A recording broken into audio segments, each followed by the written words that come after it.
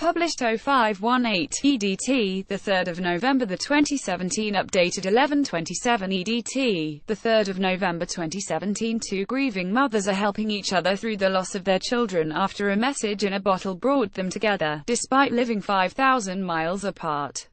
Sasha Oliver, 23, from Glasgow, and Emil Safaglu, 46, from Burke, Virginia, managed to find each other by chance following the deaths of Sasha's son Lucas, 2, and Emil's daughter Rehan, 13, just months after losing her grandson. Sasha's mother Angela, 49, had thrown a bottle in the sea containing a picture of Lucas, who died from meningitis, and his mother, along with a touching message, while in holiday in Turkey.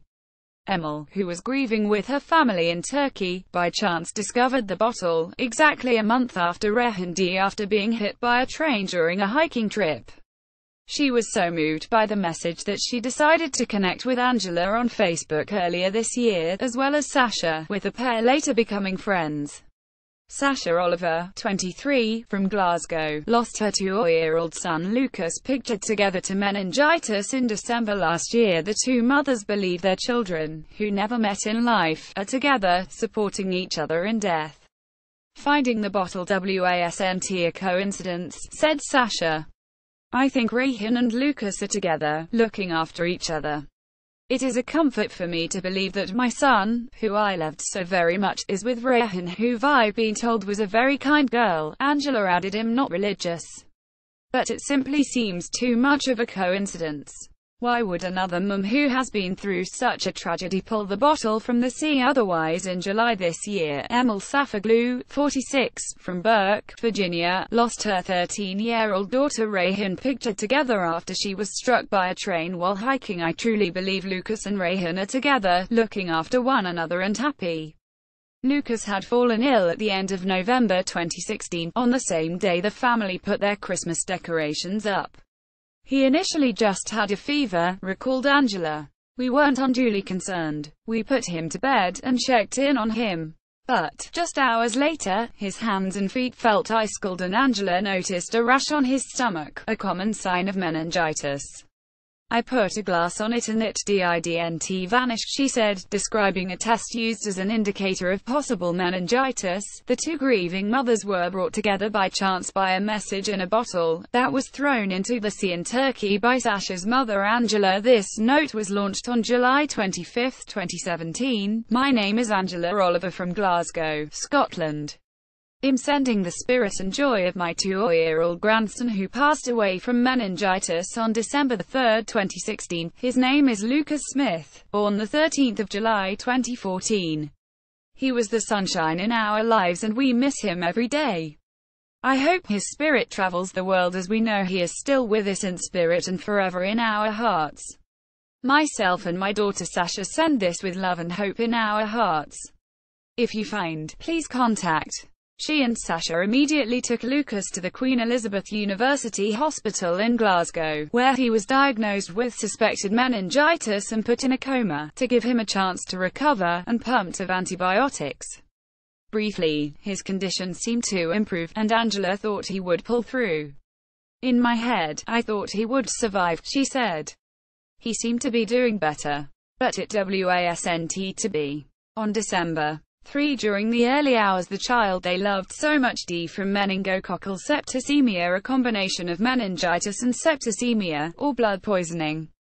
Sasha was forced to make the heartbreaking decision to turn his life support off. The care assistant, who lives with her mother, said it was just terrible bad luck that he got it and completely heartbreaking to lose him. Angela, 49, pictured with Lucas, had put a picture of Lucas and his mother inside the bottle, along with a touching message. She described how her grandson died last December, after a rash appeared on his stomach. The hospital gave me a recording of his heartbeat and at Build-Up Their workshop, I was able to put the recording in a teddy bear which I call Lucas Bear. I had Lucas' final box of nappies, so I put one on it. As the months progressed, the family had to gradually come to terms with their grief. In July, Angela decided to throw the bottle into the sea, while on holiday with a friend in Fethiye, Turkey. I wrote about how much we loved Lucas and how we missed him, the college lecturer explained. Throwing the green wine bottle into the Mediterranean, I intended to set Lucas' spirit free. It was my way of letting him go, letting him be free. Doctors diagnosed Lucas with suspected meningitis and put him in a coma. His mother Sasha, pictured right, was forced to make the heartbreaking decision to turn his life support off. Meanwhile, 5,000 miles away in Virginia, Rayhan, 13, was killed when she was struck by a train while hiking in Hemlock Overlook Regional Park with her cousin Michael, 13, and brother Barry's, 21. At the end of June, Rayhan and Michael were walking on the tracks, on a bridge, when they heard the train approaching.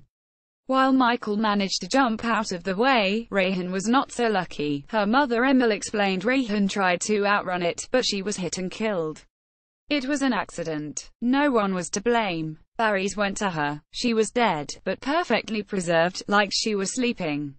Remembering her daughter, who once sang in a children's choir for President Obama as an extraordinarily kind girl, Emil believed her untimely death was her destiny, as she had fulfilled so much in life already. Both Sasha and Emil believed that their children Lucas and Rayhan, who never met in life, are together, supporting each other in death. Emil said she was moved by the message in the bottle, which she found in a cove while in Turkey grieving with her family despite her young age. She had talked about her death and funeral. She said, "I believe it was her destiny. My daughter was wise beyond her years. I shared a bed with her every night. She would give me dating advice. She earned straight A's and was a competitive cheerleader. She played volleyball, field hockey, lacrosse, soccer. She played violin in the school orchestra." About a month after Rayhan's death, her mum went to Turkey to visit family there. She was thinking about her beautiful girl, when she walked into an isolated cove and noticed a green bottle, floating in the water. Emil believes her daughter's untimely death was her destiny, as she had fulfilled so much in life already. She explains that despite Rayhan's young age, she had talked about her death and funeral. Pulling it out, she found the picture inside and read Angela's note.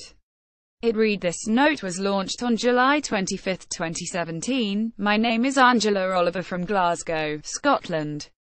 I'm sending the spirit and joy of my 2-year-old grandson who passed away from meningitis on December 3, 2016. His name is Lucas Smith, born the 13th of July 2014. He was the sunshine in our lives and we miss him every day. I hope his spirit travels the world as we know he is still with us in spirit and forever in our hearts. Myself and my daughter Sasha send this with love and hope in our hearts. If you find, please contact." Sasha, pictured with Lucas, says it is a comfort for her to believe that her son is with Rayhan. Angela also believes it is too much of a coincidence that the bottle was found by another grieving mother instantly. Emil was convinced that Lucas and Rayhan were together in the afterlife. "It was such a moving moment," she continued. "I knew then they were together." She managed to find both Sasha, who like her is a single mother, and Angela on Facebook, where they connected and have since shared tales about their children. They have not met in person, but hope to do so in the future when they have enough money. Emil said, "If I go to the UK, I will visit Glasgow and meet both these wonderful women, who have lost Lucas. He is, after all, with my daughter." In the message, Angela described Lucas as the sunshine in our lives, adding, "We miss him every day." Sasha was given a recording of Lucas' heartbeat by the hospital that treated him. She has now put the recording inside a teddy bear pictured. Meningitis Research Foundation estimates that there are around 3,400 cases of bacterial meningitis and septicemia every year in the UK and Ireland. This means that every day 9 people become ill with the diseases. With 1 in 10 people dying, a death will occur almost every day.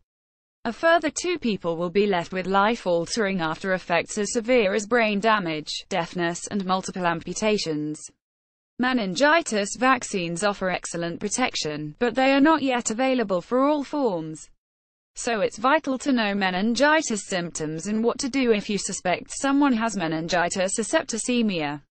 Symptoms of meningitis and septicemia: fever and/or vomiting, severe headache, a limb, joint or muscle pain, cold hands and feet and/or shivering, pallor, mottled skin, breathing faster, feeling breathless, a rash anywhere on the body, a stiff neck, less common in young children, a dislike of bright lights, less common in young children, very sleepy, vacant, or difficult to wake, confused or delirious, seizures or fits may be seen. Other signs in babies: stents, a bulging soft spot on their head, refusing to feed, irritable when picked up, with a high-pitched or moaning cry, a stiff body with jerky movements, or else floppy and lifeless. Fever is often absent in babies less than 3 months of age. Septicemia can occur with or without meningitis. Not everyone gets all the symptoms and they can appear in any order. Source: Meningitis Research Foundation.